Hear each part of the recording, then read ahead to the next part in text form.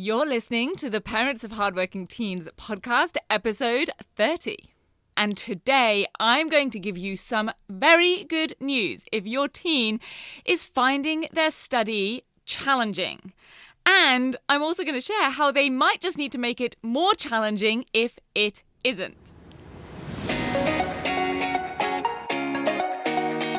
I'm Katie Jones, and with over 15 years in education as an award-winning high school teacher, international external examiner, and as a study coach, I've helped thousands of students skyrocket their results and confidence. And this podcast is where I share all my insights, tactics, and tips with you, the parent, so you can help your hardworking teen get happy, smart, and successful in their study, and have you both enjoy the journey along the way.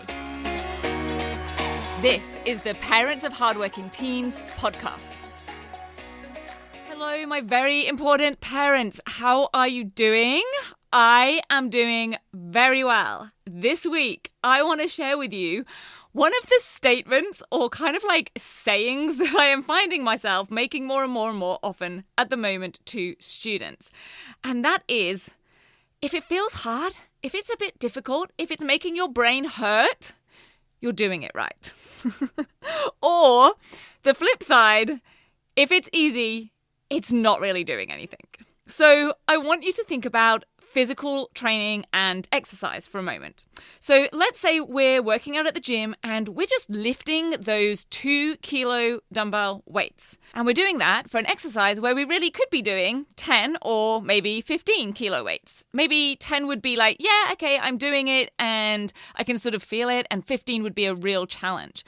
But what it means is the 2-kilo dumbbells really aren't going to be doing much. We could do 50 reps, but it's just not challenging our muscles. We are not breaking down those muscle fibers so that they can repair, so they can get even stronger. We could still spend a whole hour at the gym doing that. But if we're doing exercises that are totally ineffective, or let's say like 90% ineffective, we're going to get little to no results, no matter how many days we go or for how many hours. But we'd still have done a workout, right? We've still been to the gym. We have still lifted weights. But compared to lifting, say, those 10 or 15 kilo weights, if that's a weight that feels like it would be challenging, a weight that we can lift, but it's a struggle, we have to put in effort to do it. We maybe could even do it at less reps, which incidentally would also mean that we're taking less time. That would actually get us better results. We would get stronger. And if we were a runner and we wanted to improve our endurance for running a marathon, but we keep doing 5-mile runs 3 times a week that aren't really challenging us, we're not going to get better at running a marathon distance. We need to increase our endurance and do training that challenges us at those new distances. Or if we wanted to get to grade 8 piano, practicing pieces consistently and regularly, but from grade 5 isn't going to get us there. It doesn't matter how many pieces we play or how many times over we play them, it isn't going to progress us. We need to do piano practice that helps us build the skills and dexterity that's going to enable us to play grade 8 pieces. Just like your teen may have spent 2 hours studying last night or last weekend, doing lots of practice questions, writing out their notes. Maybe they're making revision cards or doing revision by watching tutorials, whatever it may be. But is what they're doing going to push them to the outcome or the goal that they are after? Now, here's the problem we all face. It is the case for all of us that doing uncomfortable things is uncomfortable. Doing challenging things is challenging. And our brain, or at least the primal part of our brains, our lizard brain, is programmed to seek pleasure, avoid pain, and conserve energy. And so taking on something that challenges us mentally or physically goes against those 3 things. It often isn't pleasurable having to do those tougher questions or study in a different way. We are having to expend mental energy and time on it. And it may well be painful. It may well be emotionally painful because it might make us question our ability or confidence. It might make us feel stressed or panicked if it's for an upcoming exam, especially if we know that that is what's required to achieve a particular result or grade that we want, if it's something we think we should be able to do. I am always saying to students who are doing revision questions, if you come across a question that is challenging or tricky, do not skip over it. Our brains are going to want to skip over it because remember, they're seeking pleasure and avoiding pain. But we all know what that means. That just means that that question or something very similar to it is the one that's going to come up on the exam, right? So this is what we are dealing with. And so this is where your teen needs to consciously and actively engage their higher brain, the prefrontal cortex, the part that is capable of overriding that pleasure-seeking, energy-conserving instinct, the part that says, if we really do want that result, then here's what actually needs to get done, even if it's not pleasurable or easy in the moment. And to be clear, that may include just taking that time beforehand to consider what it is that they are about to dive into. It can feel painful spending that extra 5 minutes so that they are really thinking about intentionally choosing something that is really challenging them at the right level. So if they are metaphorically about to pick up those 2-kilo dumbbells, maybe they're about to do 10 of the easier questions in their maths revision, or they're just going to start copying up some notes or copying out a diagram, they need to intentionally choose the 10-kilo dumbbells. They need to do just maybe 2 of the harder level questions or extended responses, or put in that extra cognitive effort to perhaps transform those notes into a different format. Because here's where I see students getting tripped up with this. They mistake the time spent as the challenge. I'll say that again. They mistake the time they've spent as the challenge. They think that they've put in effort because they've spent that time. They think that a lot of time working or studying equals hard work. So they mistakenly believe that they have put in effort because they've put in time, or because, hey, look at all these pages of notes that I now have, or look at all those quizzes that are ticked on my revision guide. And they understandably feel that way because, hey, it probably wasn't also very much fun. They didn't get a lot of pleasure out of doing those 10 maths questions. But here's the thing. Those questions or activities or tasks weren't as mentally challenging as they needed to be to really produce the desired or perhaps required outcomes. Effort, when it comes to study and academic success, is not the same as time. It's about the processing that had to go on in the brain. In other words, did it make their brain hurt a little bit or quite a lot? Not did their hands start to cramp up from writing all those notes. It's got to be the right kind of pain or discomfort, not just any type of challenge, not just spending time on something that we don't enjoy. That does not automatically mean it is challenging us in the right way.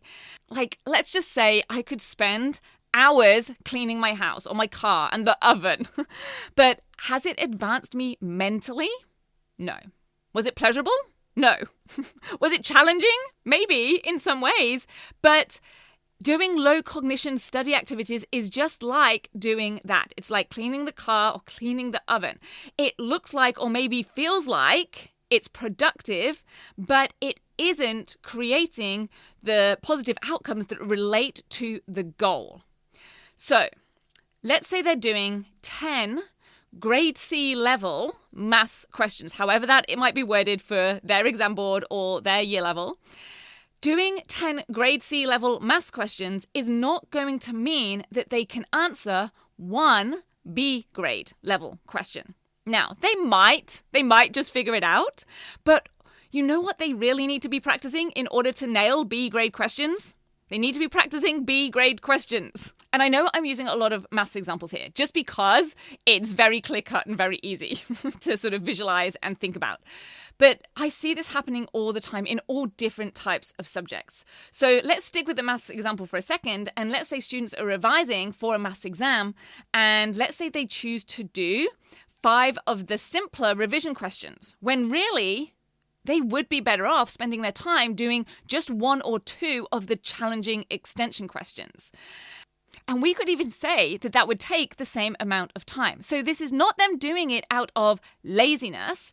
It's almost a subconscious thing that's going on. And I'm no psychologist, so I don't know for sure. But my guess would be that when this is happening, it is their subconscious primitive brain that is keeping them on the path that will have them feeling accomplished because, hey, they've got 5 questions fully done. And they won't end up feeling out of their depth because the risk is that if they tackle that challenge level question, maybe they might only get one done, or they might not even complete it.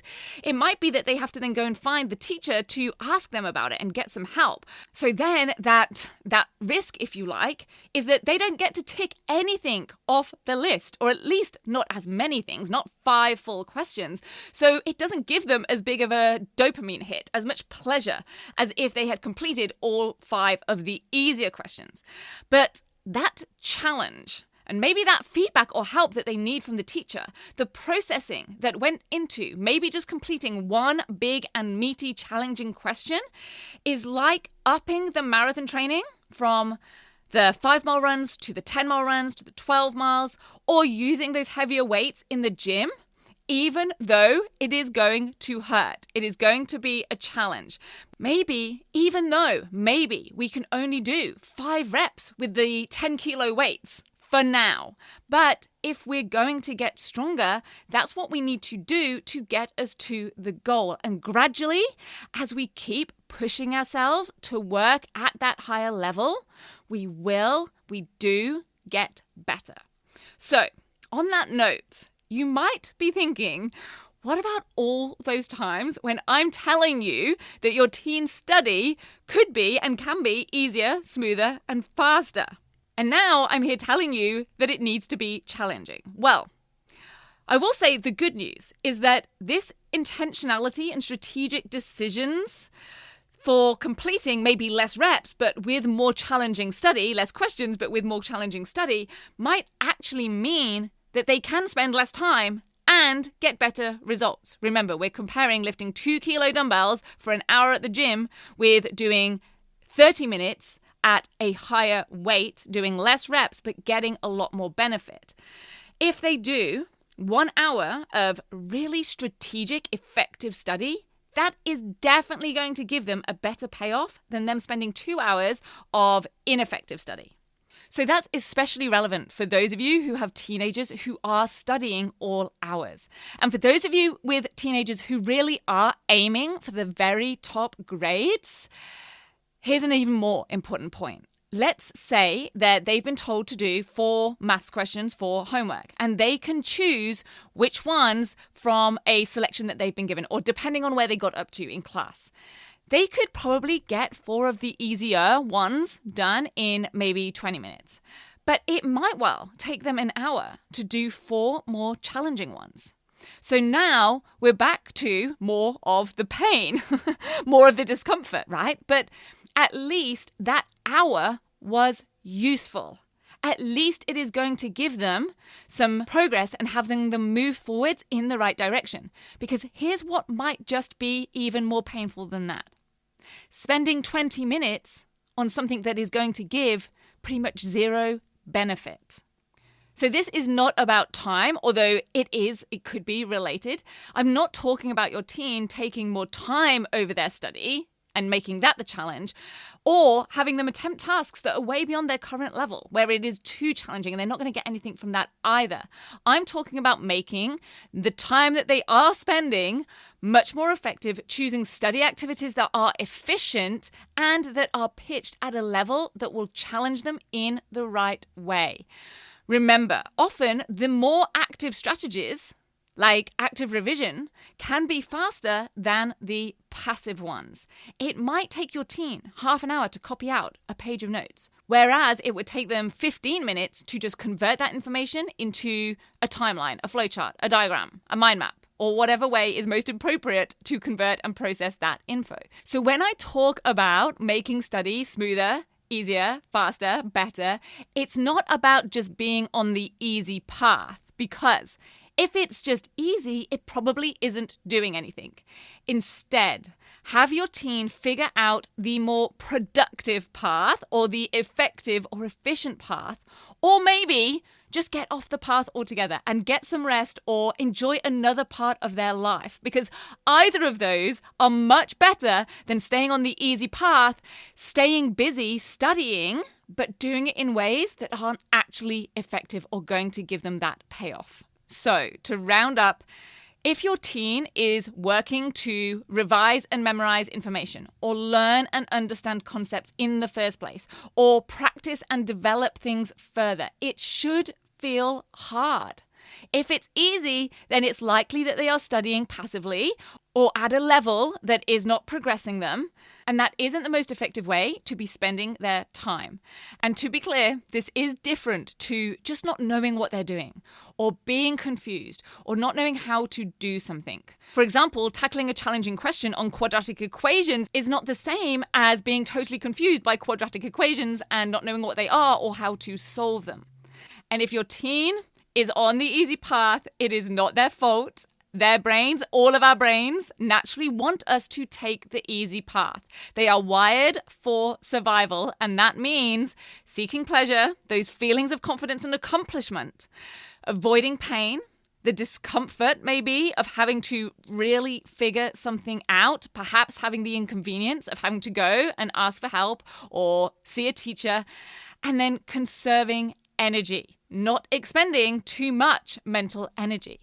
So your teen really needs to, first of all, be aware of what's really happening here, be self-aware enough to know when they might be falling into this trap. And then they need to intentionally use their higher brain, their prefrontal cortex, in order to make the strategic decision and take the more effective path, the path with the right level of challenge, because that is the path that leads to their goals.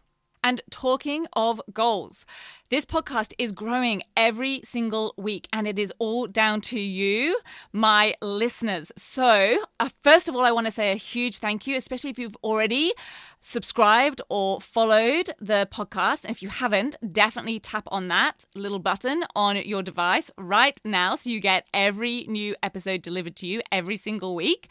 But also, I would absolutely love it. I would super appreciate it if you took a screenshot right now and just posted it onto any of your social media so that other parents can also get this information as well. Now, we're going to take a 2-week break from the podcast over Christmas and New Year. So I want to take this opportunity to wish you and your family a very Merry Christmas. And if you don't celebrate Christmas, I really want to wish you a very happy, safe, and fun break, whatever you are doing.